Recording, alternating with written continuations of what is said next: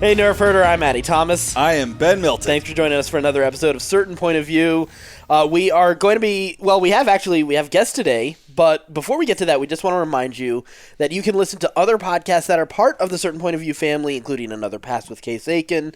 We've got the Scruffy Nerf Herders, and we've even got today's guests. We've got Fun and Games with Matt and Geoff.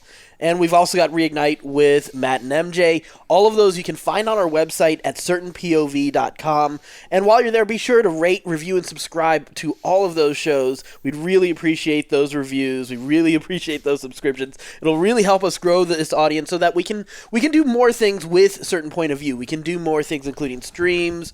We can do new shows. We're excited about some of the other shows that we've got coming in the future. You can find all of those on our website at certainpov.com. Without any further ado, let's introduce, we've got Jeff Moonen, Hey Matt guys. Storm. Yo. I'm so happy to finally meet you guys. It's In finally person, happening, I know, guys. right? Yeah, we've been talking over the internet for like ever. Yeah. It's that classic internet story. You really get to know people. You know how weird you are, and then you finally meet in person. And then you realize it's a fraction of how weird you really are. Yeah, it's kind of nice. I'm also excited to. So I'm actually in Case's home. We're recording in Case's home. Where Thank I'm you staying. so much, Thank you, Case. Case. Thank you for providing You're the a best. location. Yeah, I haven't actually been introduced yet. No, so I yeah. know. Oh, that's That's why I rounded it Case up. is kind of an ever-present force on all of our podcasts, to That's be true, honest. yeah. So I don't think Case really needs an introduction, but Case, is thanks like- for joining us. He's like the Force. He Yeah. binds us. He does. Well, in this case, because Moonin came to the show, or like came to Street POV through Another Pass, Right. Because we were friends from New York, Right. and then through him is how I got to meet Matt, and then how we got to like make a network and not just. just You are a kind of the singular show. unifying force. That's of- true. And I mean, the living force of certain POV. Well, and it was also Case's idea to bring on my other show too, one of 1,000 at this point. But like, it was Case approached me and was like, "Hey, do you think MJ would want be okay if we put Reignite on the network?" I was like, "I don't know. I'll ask." And she was down, and she's now a member who's not on this show, but is a part of the network as well. And we're missing, yeah. Wish she could have been here, but We'll audio edit her in. We'll record her on Discord, and then just we'll allow for some drops here and Yeah. there. Just so. record her crying. Yeah. She's made it very clear she's upset she can't be here right Yeah. now. And I we don't- miss you, MJ. I don't want the episode just to have like a soft girls crying throughout. the Yeah, whole thing. right? That's, No, as soon as I said it, I realized Yeah, what a bad how idea it creepy was. that is. that's a little too close to my reality.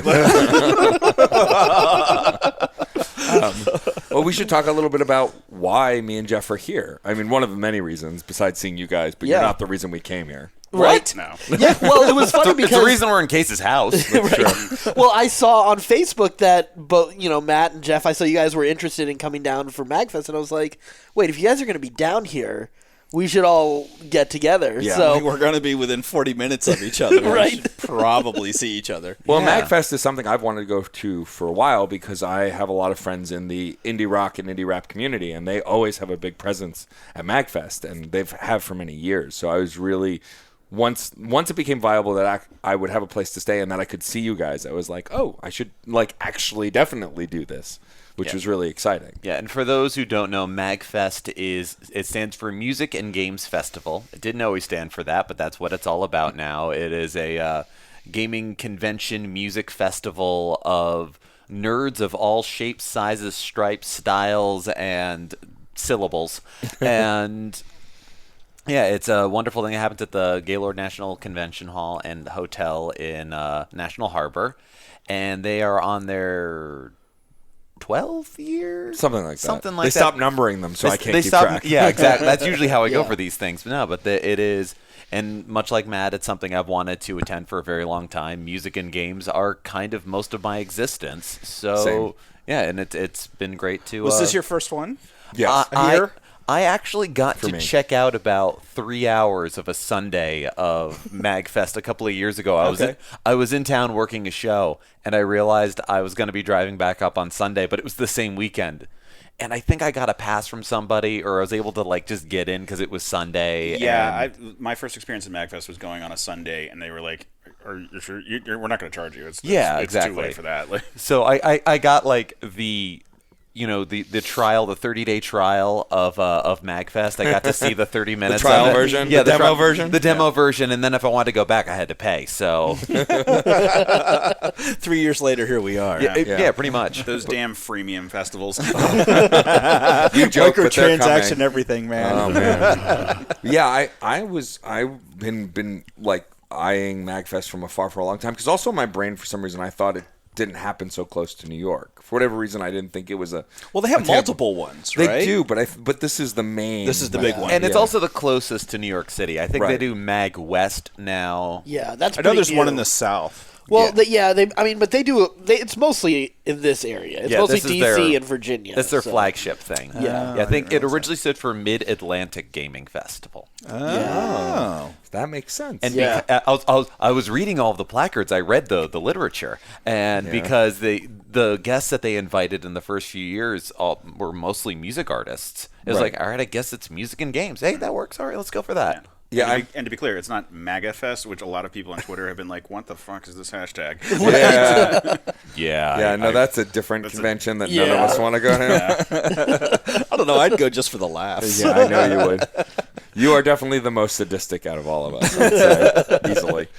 But yeah, no, and the cool thing about MagFest for me is I'm a big gaming nerd, and that's what probably most people on CPOV know me as. Sure. But I'm actually a bigger music nerd. Like, I've been obsessed with music since I could fit headphones on my head, essentially.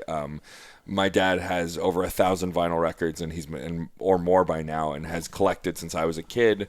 Like, I learned to just sit and listen to music while, like, just hanging out, not doing anything from him, because he used to do it all the time, making what we used to call mixtapes. I know y'all are probably not familiar. Hell yeah, listeners. Well, you are, because you're old, but, like, the I listener. have friends. And they listen. But no, yeah, my dad used to make mixtapes. Spotify playlists. Exactly. The old school analog Spotify playlists. But my dad used to make mixtapes all the time and taught me how to make mixtapes. And then when I was of age to own my own CD burner and like could afford to buy blank CDs and make my own CDs, like it's something I'd always did, and I was always obsessed with music. And then once I discovered some things like Nerd Rock, Wizard Rock, and Nerdcore existed, I was like, oh, music about like other things I like video games and TV shows, and that has a huge presence at MagFest, along with a lot of chiptune music, which I'm also a big fan of. And so same. It was super exciting to get to go to this convention. I mean, and it's at a point now where like half the artists on the bill, they're like, "Oh, it's Matt. What's up, Matt?" Like, I know them just because I've been following them online for so long. Right.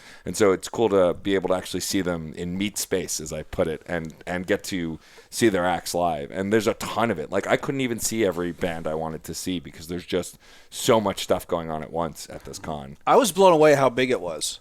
I was Yeah. not expecting it to be that big. And what's interesting about the sizes is someone who's gone to New York Comic Con a lot, although not in the last couple of years, but over the years, like that space, the Jacob Javits Center, always felt crowded because it's mostly just like two big rooms. Like, that's it. Yeah. There's not a lot of side stuff. Like, the panels are off to the side, but there's not a lot of common space. The great thing about the Gaylord is that there's a ton of common space where they didn't force crap upon you. Right. Like, it's just like unofficial cosplay hangout places, they can do smaller concerts, and it's spread out in a way that over 3 floors that you feel like, oh, you can really get away from the crowds if you need to pretty easily. Yeah. There's also like better on-site amenities than like the Javits Center or other sort of like big convention halls. Like the hotel is right there. Yeah. So there's a lot of people who are staying right there. So there's there's the impetus to like for people to bring stuff that they might not want to lug around a full convention, but they could actually have in their hotel room and bring out for like a little bit. Yeah. There's better like restaurants on site and then like immediately around it, whereas like some of these locations are sort of like off in the distance to separate from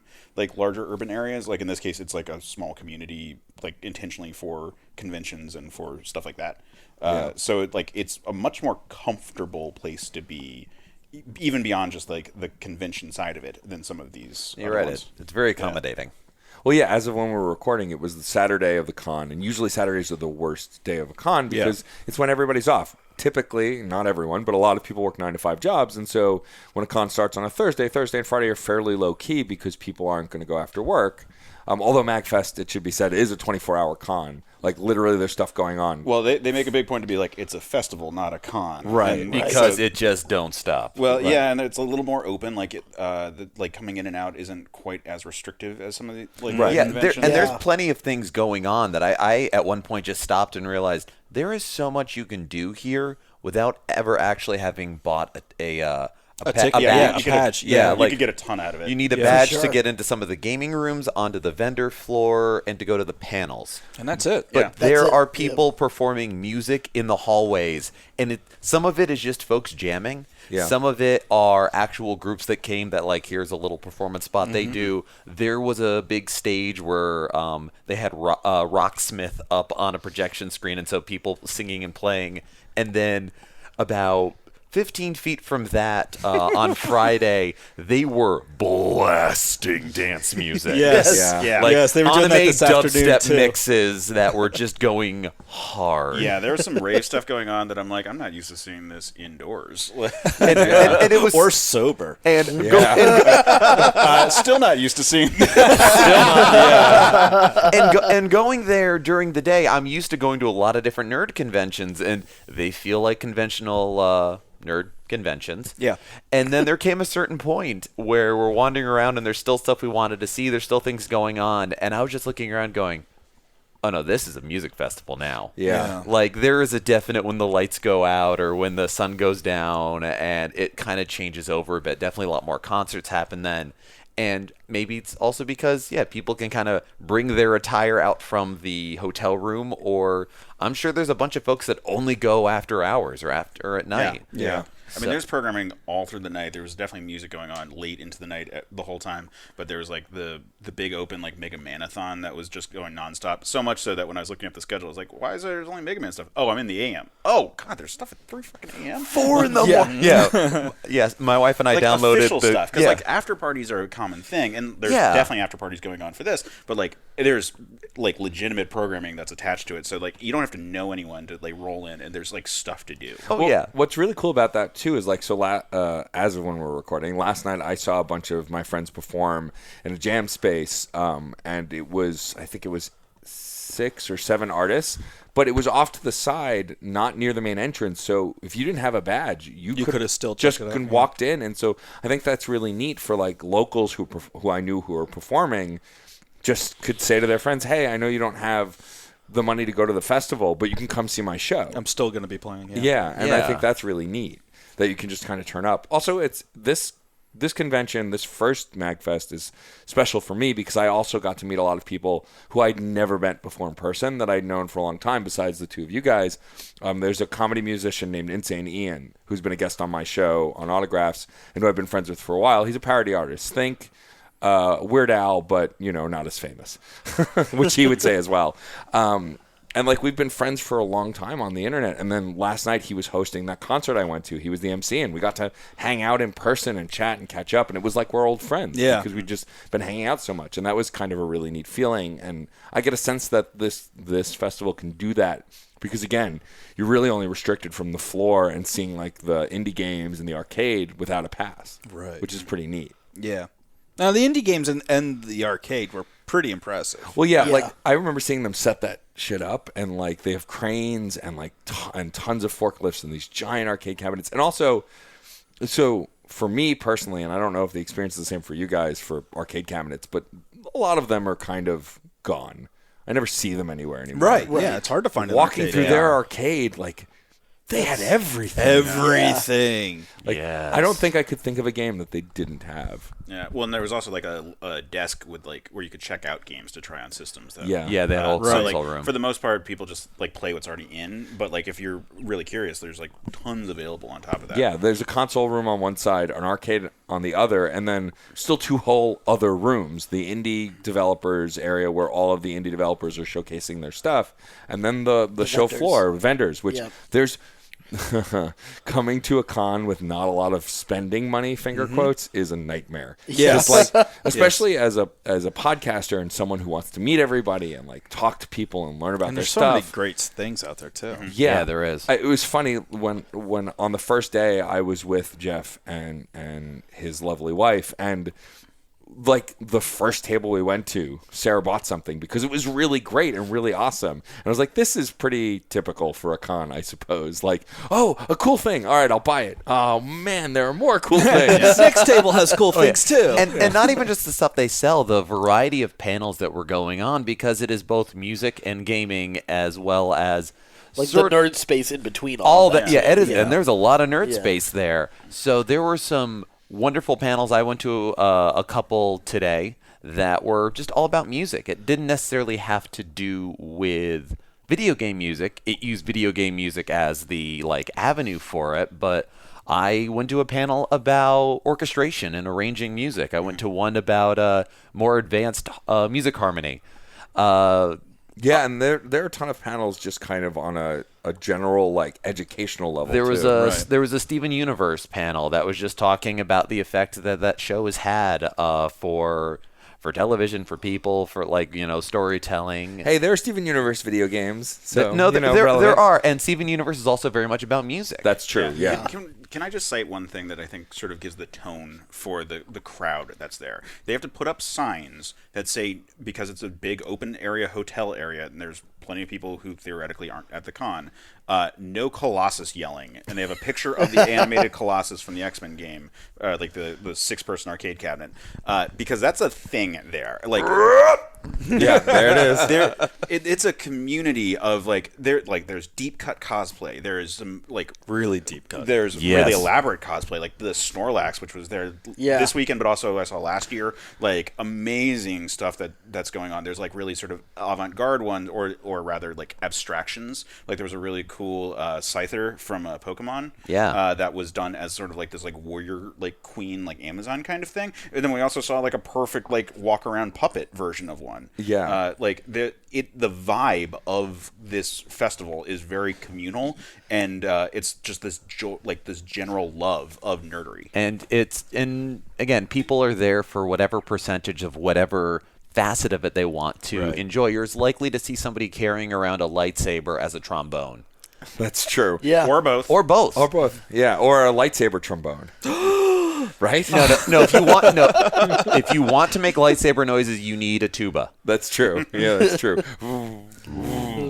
Well, yeah, and I think what's really cool about this con, so I've been to a bunch of cons, as I said earlier, and a lot of the more industry-focused cons feel very cold. Like, they just don't feel warm or welcoming.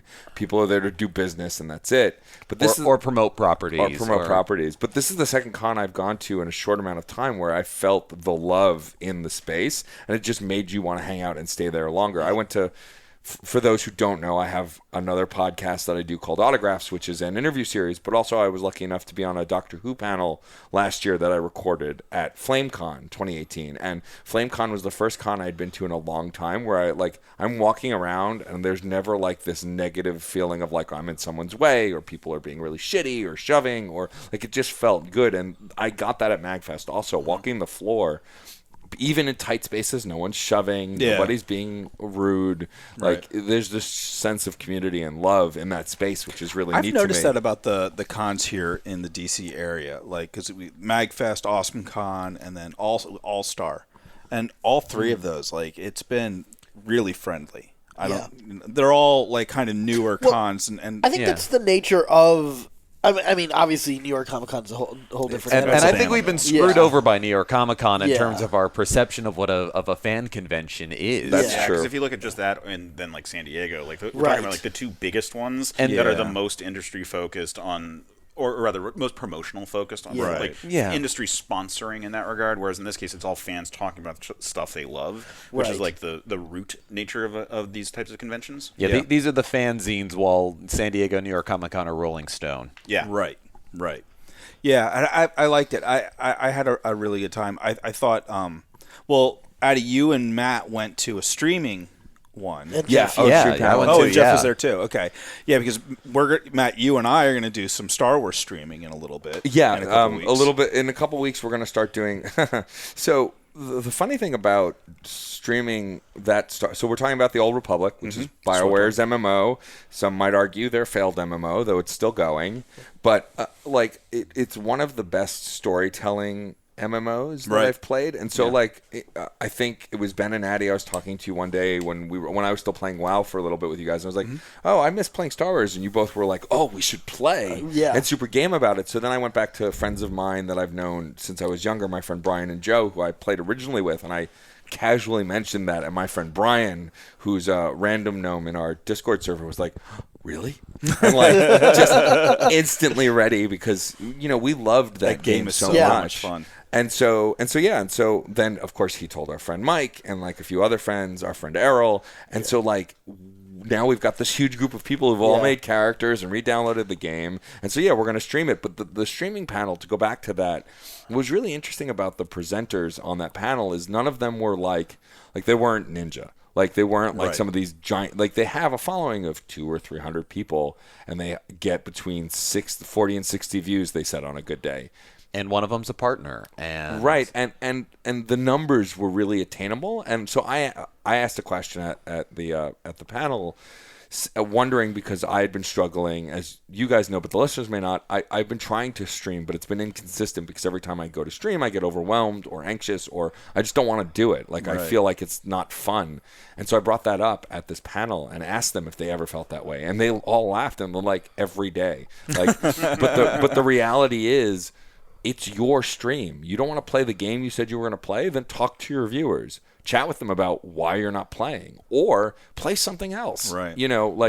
If they don't want to watch, then they won't. And another important thing they said is, and Ben does this, is talk to your audience when you're playing, if you're talking to them, like there's 100 of them. It doesn't matter how many people are watching. If you're engaging with them, engage with them, right? Because somebody's going to watch it later, and even if they're not watching it live, they still want some comment, and they want to have an interactivity. And so it kind of revitalized me to start streaming again, which was super helpful. And though that's inherently gaming related, one of the streamers exclusively only makes costumes on Twitch. That's it. They're trans creator, and they said that most of the time all they're doing is making their costumes or working on makeup stuff or whatever else. It's never about just gaming. The streamer that was there, who's the partner, her claim to fame was she created the Tauntaun sleeping bag for ThinkGeek. That's right. And she also does a bunch of craft stuff as well. She's a goddamn genius, is what Right. she is. Right? Well, and she even jokes to people how long are you going to ride that train? Till the day I die. I do want to give her a shout out. That's Imperial Girl, who I actually got to talk to, and she was nice. Really great. And the really cool thing about all of the hosts also is if you had a Twitch channel that you're struggling to stream on or not, they asked and friended you immediately on the spot if they had the means to do it. They either took your business card so they could follow your channel later, or gave you theirs so you could follow up with them. And that's something I really enjoyed about just about every panel I went to, where it never felt like a San Diego Comic-Con Hall H situation of, there go the gods of which I cannot touch. This is as close as I will come to greatness. In the back of a 2,000-seat auditorium. Between sweaty nerds. Is there any other kind? No. Yeah, no. Everything was After a very while. attainable here. Yeah. Everyone was really approachable. Yeah, everyone felt like, even if, they're doing slightly better at whatever it is you want to be doing, or they knew a little more, it felt less like I am going to stand up on high and dictate to you. It's, let's have a conversation. It's,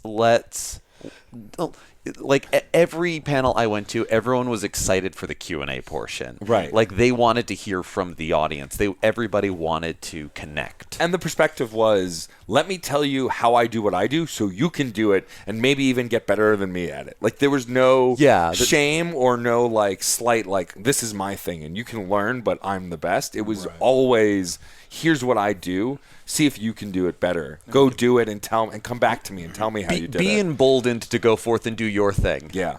And so that was really, really neat. And also, I feel like a lot of the panels at other conventions and festivals are fairly superfluous sometimes. Like, panels about whatever the new movie is or a new game coming out. That's great. If you're really into it and you want to go check it out, of course, that's awesome. But you don't learn anything. Like really learn. Like, you learn stuff. You learn details about a movie or details about a game you're interested in, but you don't learn anything that you can take home. I felt any sort of skill. Right. Yeah. And I felt like Magfest Or is geared more perspective. towards Right. that. Teaching you new skills that you can then take home. And actually do, yeah, because we all sat in the panel about making your own arcade cabinet. Yes, and that was really cool. It was really cool, and it was funny because when we were walking into it, I was like, I'm not going to know how to do it. By the time I left, I was like, I could make that at work this week. That's like, doable. Yeah, totally they made make- it really achievable. Yeah, I was like, I don't know, where would I put? I was starting to really think. I was like, where am I going to put this cabinet? How pissed is Jenny going to be? Yeah, my wife and I were definitely like, we can't fit an arcade cabinet. We could build one. We can't fit an arcade cabinet. And it alternated us who was saying no. Yeah, that was by the guys from Death by Audio Arcade. And what was cool about that panel is so I walked in it, and I might have been the only one going, I'm never going to do this. I don't want to build an arcade cabinet. But what was great about that panel is that they were super approachable and granular. So I was still interested. Yeah. I'm never going to build an arcade cabinet, but I'm so glad I went to that panel because I had a great time at it. It was the best episode of How It's Made I've ever been to. Right, exactly. Yeah, that was really interesting. I went in going, I'm not going to build an arcade cabinet.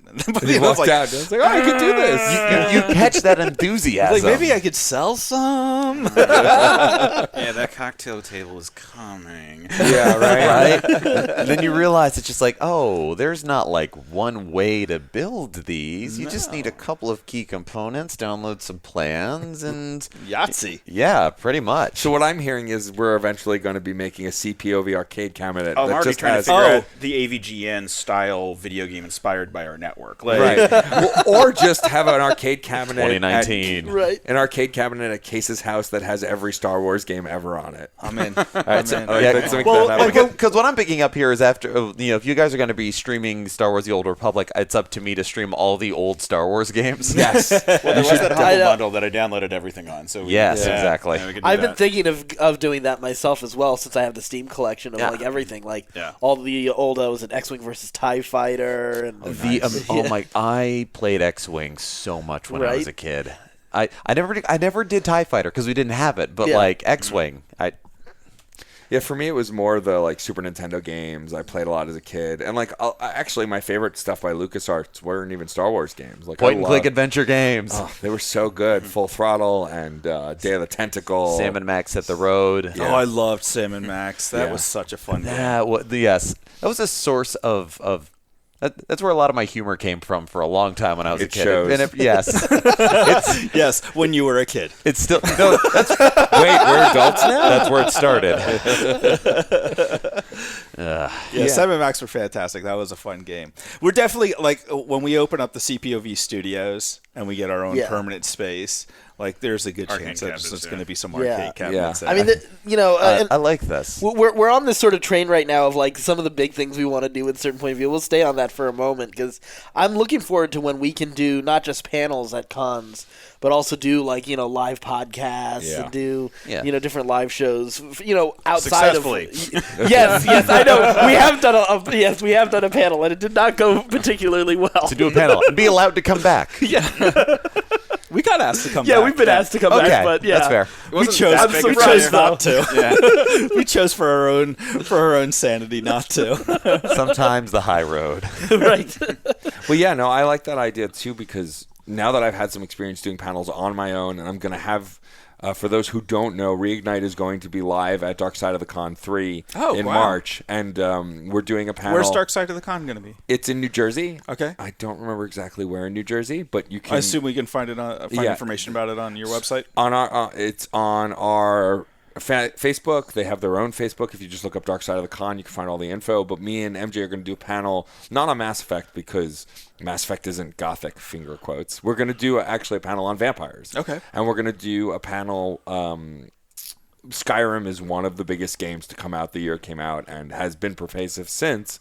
They had a DLC focusing on vampires called Dawnguard, and the main story of it is you join this vampire hunting guild, and you can either exploit them to become a vampire or work with them to hunt vampires. And so we're going to split our duties, as it were, and I'm going to play the path of becoming a vampire. She's going to play the path of fighting vampires, and then we're going to talk about how our choices mattered in those stories, which is really exciting. MJ the Vampire Slayer, and then might there be some sort of like teen love story with Storm the Vampire? So that's where the gothic comes in. These vampires are not pretty sparkly vampires. I know. In Dawnguard, you become a hideous bat-human hybrid creature with magic powers.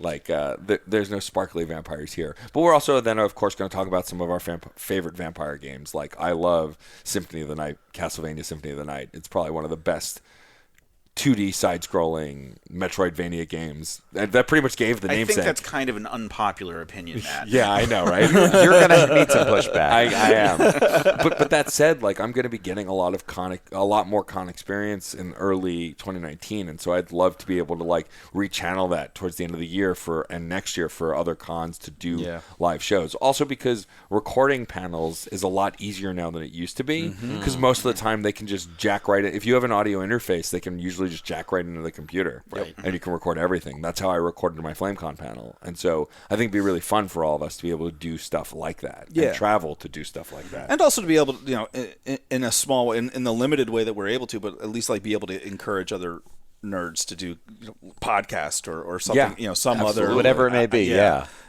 And we went and was it 2 years ago, Addy? You and I went to AwesomeCon and we saw Kevin Smith. Yeah, and I mean, like he just talked a bunch of bullshit and just made stuff up. But like he ends his show every time with the same talk of like, go out and create, like go start something, go do something, go do a podcast. It's free. Like there's nothing stopping you. right. Like the barrier to entry for podcasting especially is really low now. Yeah. Like even getting a cheap microphone, you can get a good quality cheap microphone pretty easily. Stay on target. I couldn't let it pass. I'm sorry. I'm proud of you.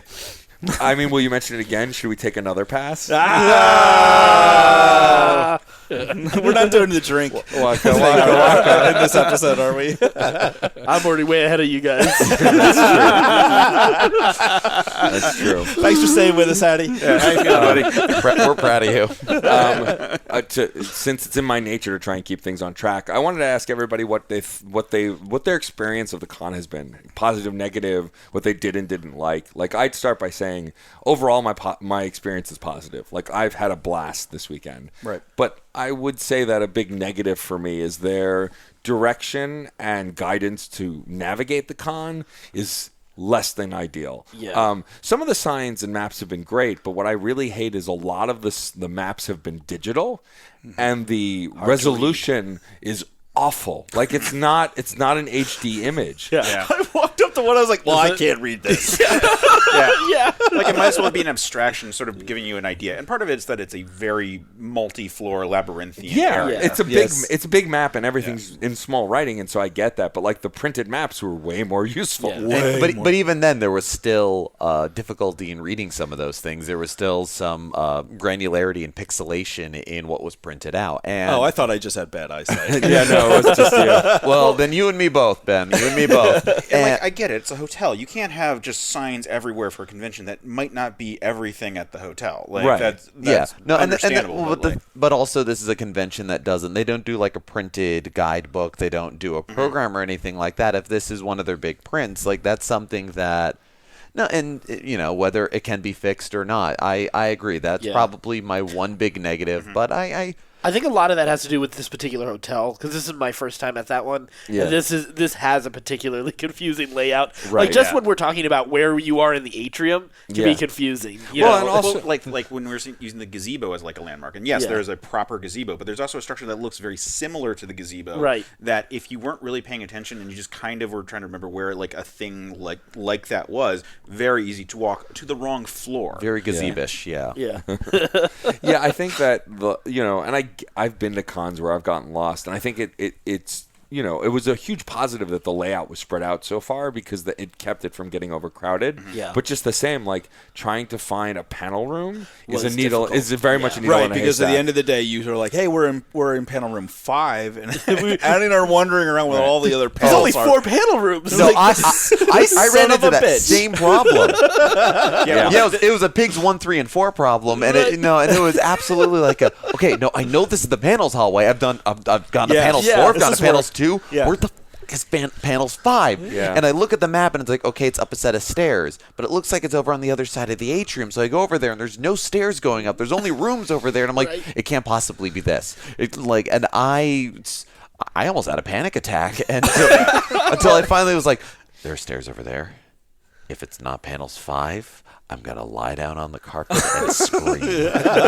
Fortunately, it was, but it was, there was a weird separation we just assumed there. you guys lied to us, or just like standing in a corner watching us like roam around trying to find this non-existent Giggling like panel. idiots, yeah. I think part of it is that they have not code names, but they have names for areas in there that are not the same names as like the actual convention center names for And things. they list both, but They list both, and I think it's from an organizing standpoint, like when they were figuring out like, okay, what actual panels do we have, and like are there themes, like structuring it based on like, okay, so these are like panels proper, but this is more like the arena, which is for specific types of like kind of gaming center and the music things. stuff happened in the jam spaces. Yeah, exactly. So like having it in that sort of naming scheme, and then there was like mages. I don't even know what that one was, which I think might have been games, game shows. They did like a Price is Right spoof and stuff. The cost is correct. Yeah.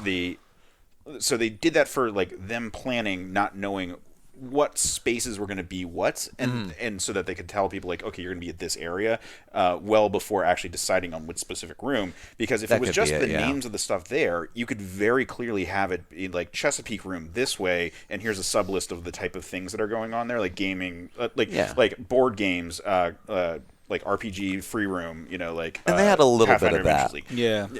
Like a little bit of that, but again, they dual named everything. right? And if Yeah. the dual naming meant that like they're like specific panels or events would say what of the code name thing was where it was, and then you had to like stop and like look at the map to see what that corresponded to. A lot of times. Yeah. It's, and I don't know. Yeah, I'm not part of the organization of this festival, so I don't know exactly when they get what coordination. But let's be honest. Like, if this is what we're bitching about, this is a pretty good. Yeah, no.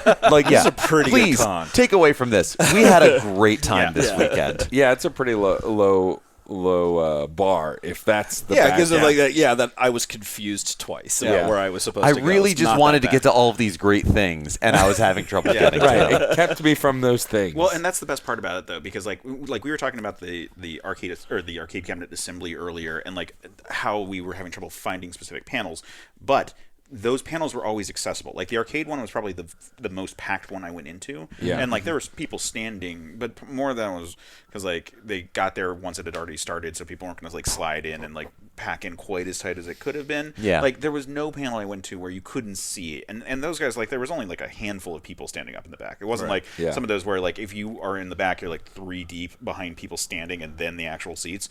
Like everything you wanted to do, if you were there, you could get in. It wasn't like the New York Comic Con panel system. I've only seen 2 panels in 10 years of going. Like Same.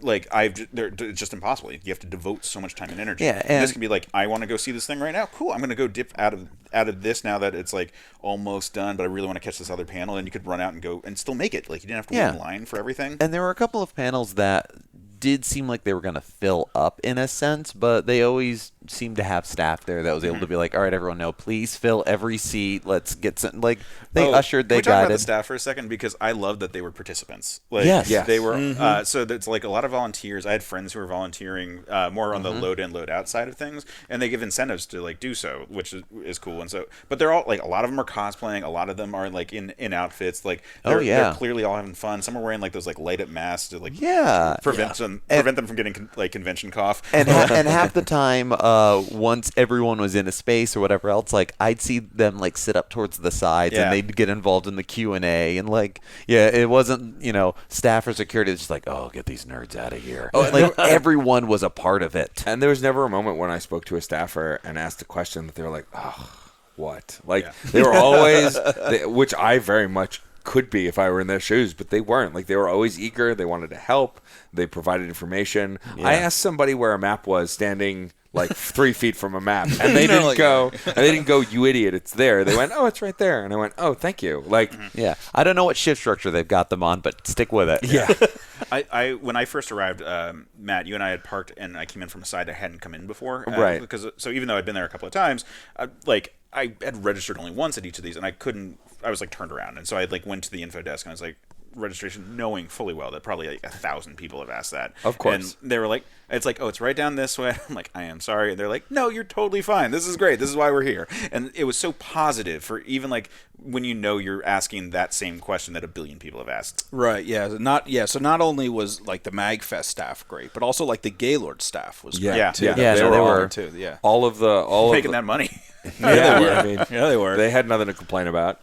But yeah, no, I think that overall it's easily one of the best cons I've ever been to, and festivals I've been to. I've been to a few festivals as well, but it just everything was so well run and organized, except for clearly marking where to go if you wanted to get to a panel on time. Or parking. Parking sucks. Yeah, but I think that's kind of any major Yeah. con. Parking's going to suck. Parking has been infamously tough there at the hotel for the last several years. Yeah. So like I wasn't surprised that like the lot was full today. For Yeah. example. Yeah.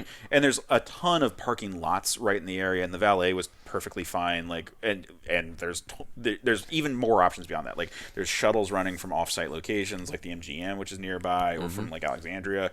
My wife and I are staying in Alexandria right now. It's like a 10-minute drive from the convention hall. But yeah, there's shuttle buses and there's like regular bus lines. I think they were installed so that they could bus people to the casino, but fringe benefit is it's a $2 ride to get to the and there's con. also a water taxi. Yeah. That goes over to Alexandria, which is a really nice ride Yeah, across so- the Potomac. weird area. Like it's a part Yeah. of Maryland that is south of DC, so you actually it's below where Virginia mostly is.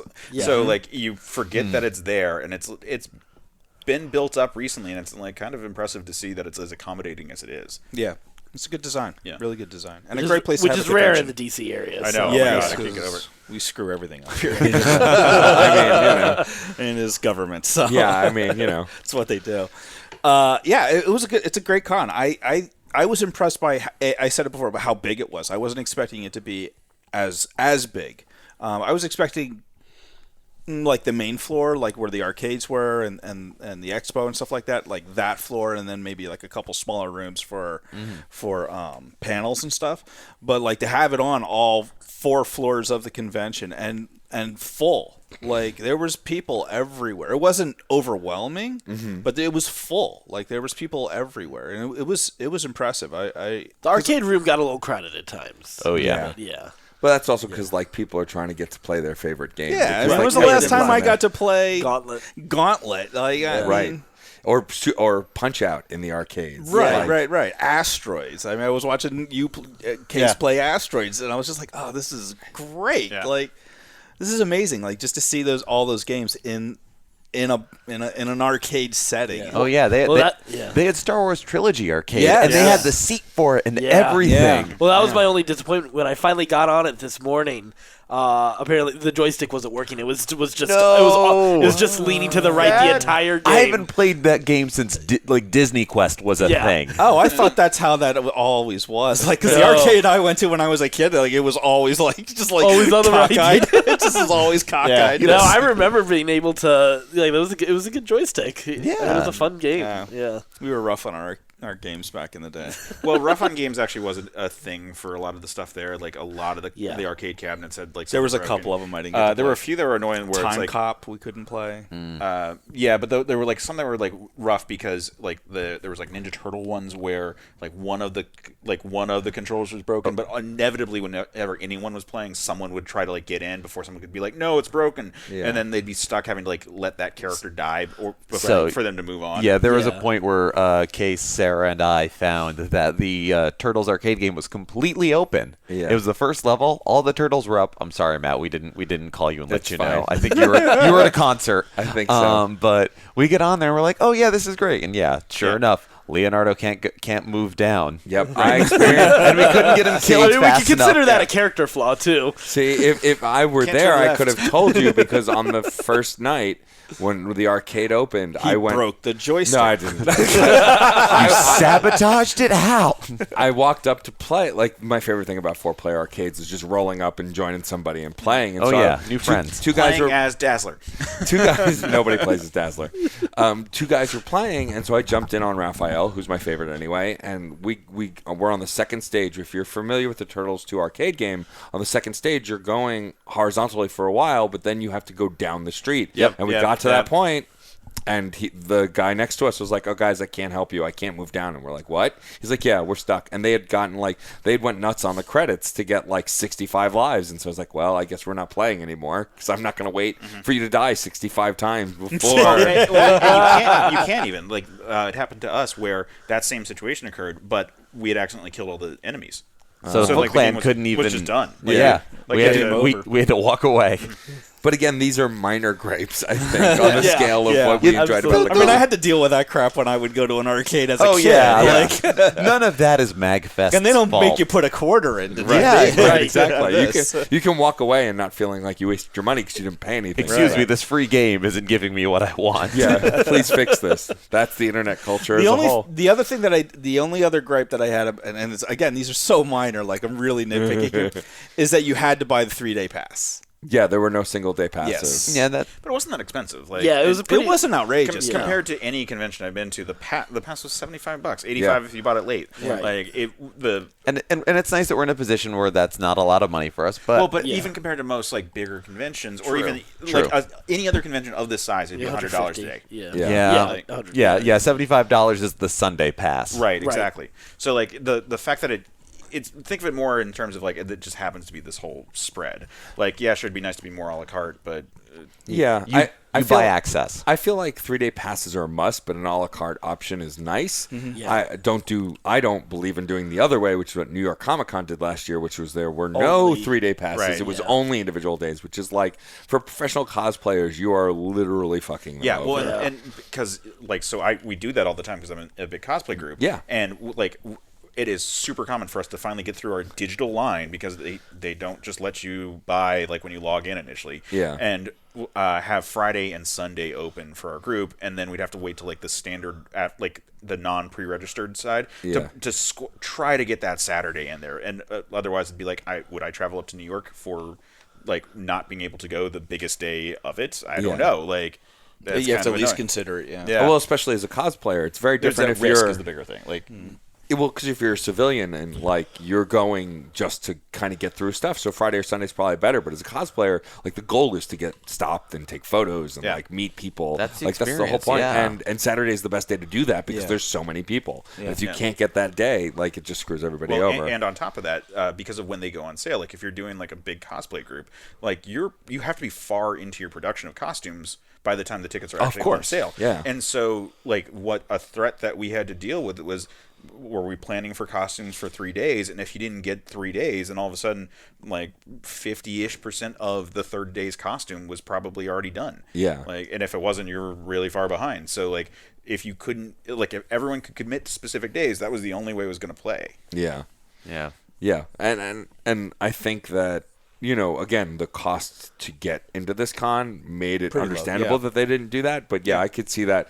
I could see it if you have kids or you want to bring young people or friends who are in from out of town for just a day. Yeah. I could see it being a little frustrating to not be able to get an individual day's pass. If you were only coming in for Sunday and you had to still pay $75, I totally get that. Yeah. Because I was only planning on coming today, which is Saturday. Yeah. When we're recording this, but I ended up skipping work and coming Friday, so I ended up doing 2 days. But I was really only planning on being here for the one day because of family and stuff like that. So I Yeah. was just I got to pay for the whole damn thing. All right, whatever. I mean, Yes. like you Son said, of it's not. It wasn't so exorbitant of a price where I was like, oh, I'm getting screwed. Yeah. Right. There's But- also a system for transferring badges, so you and someone else could theoretically split it if you wanted to. So it wouldn't be that rough if Right. if you wanted to go a la carte but couldn't quite. Yeah, but then Ben would have to talk to strangers. Or somebody else. Yeah, that's not good. Yeah, I mean, he doesn't mind talking to strangers. It's the other people who probably mind. Yeah, I don't mind. They find it really weird. I don't know. Like I said, it's very cheap compared to plenty of I agree. events like Absolutely. that. So Concert tickets cost more. yeah, and and again, considering how big an event of an event it is, like And how much entertainment value you're getting. Right. Oh yeah, Yeah, I the more than got value my is money's there. worth. Yeah, the value is there. yeah, for sure. I think it's more just see it as they just do a flat cost because to create like a fairly fair structure for everyone. Then I think it's fine. I mean, I think it's more arguably altruistic at the level that they're doing because they could easily charge twice as much for that same duration, and Because it's not a tiny con or festival. At this point, yeah. And like they know people are coming in just to see certain things, so Yeah. and like we said earlier, like you could easily go to half of the concerts without even paying a dime if you wanted to. Right.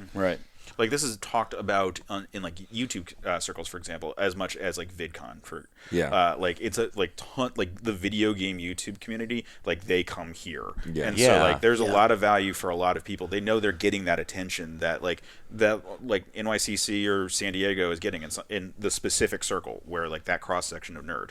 Well, yeah, and I think also the Magfest knows the coverage they're getting. Like they cater to their community a lot. Like, and they're just as excited as you are. Like all the postings and the events leading up to the event, and like all the different themes they do every year, and like the free giveaways and the things that they do for the community. You know, this is the first con I've actually been to, besides FlameCon, that actually had not only stuff for if you're like a panelist or a presenter, but like they had tags you could put on your badge for your pronoun and other stuff too. Like that was really neat to see, because usually cons don't provide that stuff. Like if you want to put your pronoun, or if you're there for a certain event or a certain panel, you have to just write it on your badge or tell people. They provided all that. Gen Con's the only one where I've seen that, but it's also another very massive one that predates a lot of stuff. So yeah, that's a thing I did think about and wanted to talk about. Like what impressed me and in some areas was that the things like the right pronoun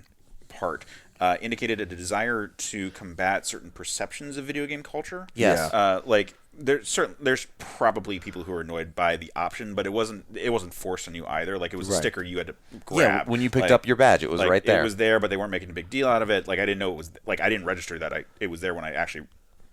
Let me rephrase it. When I went to registration, I did not notice that it was there. Right. It was only later when we went back to grab it with Sarah's friend, where it's like, oh yeah, no, I should put that on. Like, video game culture has gone through a rough spot recently with Gamergate and stuff like that, where it like the perception of what a gamer has been very negatively tarnished by like the sort of like man-child, like angry, like. Angry young white dudes. If we have to be specific. Well, an obsessive and entitled audience. Right. Yeah. And a lot of chasing of some thing that's considered an ideal that isn't, when that ideal is a stereotype. And Magfest did a lot to combat that and make everyone feel welcome and everyone feel comfortable. Yeah. And I appreciate that, because New York Comic Con doesn't do that. They don't give a damn. Like if you bought their pass, that's all they need. That's all that matters. Yeah. Like this is a much more gender balanced event than I've seen for a lot of things. I would agree. And like it felt like everyone was there for like legitimately I'm interested in this reasons. And I think that's also another like step forward in terms of looking at video game culture, as opposed to like the 80s they put it in the boy aisle kind of thing. Yeah. So that's been like, it's impressive that they're going to take that step, because it doesn't have to, and it's not really going to annoy the other side that much. Yeah. And no, it's like a vocal minority, you know. I mean, it may mildly inconvenience somebody who wants to be catered to, and for a lot lot of other people, it's irrelevant. And for even more, it means so much. Right. Yeah, and that is good. I did notice that too. Like it was a very inclusive con, and like, you know, I saw a lot of cosplayers dressing up as opposites. Like we saw the Powerpuff Girls. Yeah. Tons of crossplay. I love that part. Ripped. Yeah, I saw actually. I was like, they're the hottest Powerpuff Girls I've ever seen. They looked great. Blossom's beard was amazing. I'm not kidding. It was like nicely sculpted. Yes. Yeah, he did a really nice job. Yeah, it was great. That wasn't just an overgrowth. Like Well done, sir. Well done. Well you put some done. effort into that. Well done, Blossom. Well, that's like when we were leaving tonight, I saw a great Tuxedo Mask and Sailor Moon Yes. gender swap. Yes. It was so Yes. good. I saw that too. I saw and that like too. and like they were doing all the poses. They didn't change anything. Like they were just Nailed totally it. in Yeah. it. It was awesome. Yeah, it was really fun. cool. It was a lot of fun. It seems like people are really comfortable, and like I know professional cosplayers who've dealt with obviously a lot of shit, and surprisingly, a lot of them that deal with a lot of shit are women. Surprise, surprise. What? Yeah, and so like it seems like this event, a lot of them like they just felt comfortable and like they didn't feel harassed. And like the great thing about the gazebo section we were in is like a lot of photographers were set up there, but they weren't like harassing people. It's like if they saw someone who's constantly like hey, can I this great thing I heard someone do is like, it might have been actually you, Case, do this. Ask a cosplayer, can I take a photo? Also, what's your handle? Where can I find you? Like, to share. You're not even a professional photographer, but you want to share the photo that you took of that person. And tons of people don't even think to do that. Yeah. Which I think is really cool. Yeah, there's a lot of good networking that happened. Yes. Yeah. Easily. I mean, anytime I saw anyone wearing anything related to Mass Effect, I gave them a brand new Reignite sticker, which I was handing out like hotcakes at this con. I know. I kind of awkwardly, like when I noticed someone next to us was wearing a Mass Effect sweatshirt, I like tried to tap you and point, and she very clearly like noticed that. But I was just trying to be like reignite, reignite, but she was like, I'm walking away now. What does the crazy man want? Yeah. My eyes are up here. Yeah, I'm sorry, I'm looking at your shoulders. It's got the N7 stuff. Yeah, I'd say overall this was easily one of the best festivals / cons that I've ever been to, and I think that as an overall experience for me, at least, it was totally worth every penny and every moment. Awesome. Yeah.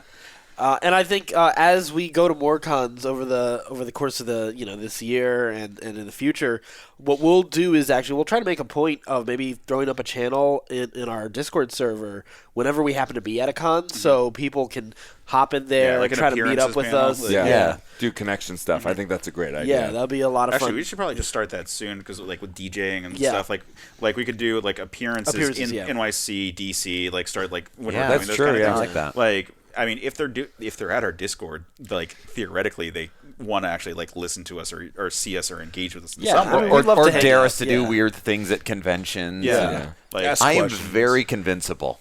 Yeah, we know. like we all do some kind of public function at some point. Like, Yeah. like guest bartending, like show stuff, like anything like that. Like, might as well. Yeah.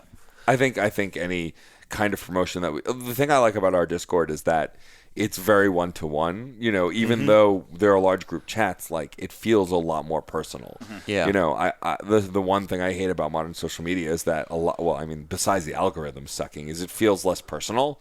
And so like I love the Discord chat because I can like one of the regulars on the Reignite server whose handle is Ghoul, she's in London, in UK, and like is on it at odd hours, but still is involved in the conversation and chatting with us because you can just post stuff up there and leave it until we see it. Right. Yeah, I haven't been able to engage that much on the Reignite chat, just because the conversations get so dense in They some of those do. spots. Yeah. But I have been like tuning in because it's actually it's really pleasant, all the interactions. Yeah. Like everyone's just very excited to talk about all the stuff related to the show, and I'm like, oh, this is really cool, and it's like kind of Or nice complain to see. about their workday, like Also that, yeah. Which I mean, we're there for too. Absolutely. Because we all got jobs. Yeah. If any of you think this is our full-time gig, God bless you. 2019. Patreon. Yeah, exactly. Patreon. I've got one. Yeah. CPOV's got one. Yeah, I imagine there's probably going to be more launching, and of course you're always welcome to hang out with us on Discord. Jump in there. You can find actually the link for that on our website, certainpov.com. You can check that out along with all of our other podcasts and our Patreon links if you would like to be a part of what we do on these different podcasts and streams and other various projects that we'll have coming up in the future. You can be a part of that. And here, the way I like to think about it is it's going to be the thing that allows us to do more of these. Yeah. As opposed to like, hey, thanks for paying our bills. While that's appreciated, I think we really want to just do more podcasts. I think I don't think a single person here wants to do. All of us want to do more podcasts, more streams, more. We want to create video content. We want to make more content, and Share it with all of you. Engage with people, get them involved too. Yeah. And that's the kind of thing that isn't really possible without your help on Patreon if you want to be a part of this. And, of course, that's available on our website at certainpov.com. So we will be continuing our conversation on Magfest, on Star Wars video games and music and all sorts of other stuff on some future podcasts, but more directly, we'll be continuing this very conversation on this Friday's episode of Fun and Games with Matt and Geoff. So please be sure to check that out. You can follow, like, if you follow any of our social media for a certain point of view, you're going to see an episode post for that, but it's definitely going to be available on our website, certainpov.com. And until next time, stay scruffy, my nerf herders.